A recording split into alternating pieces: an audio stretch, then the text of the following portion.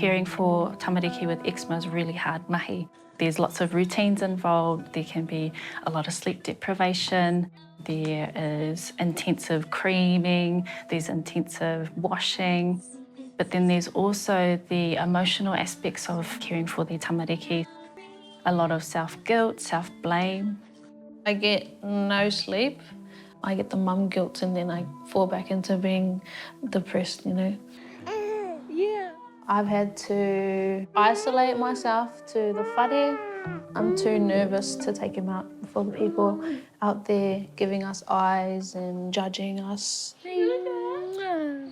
It's hard to take a eczema baby out due to all the scratching in the environment, and they're most likely always hoha. So it's just best for us to stay home and keep him in his comfort environment.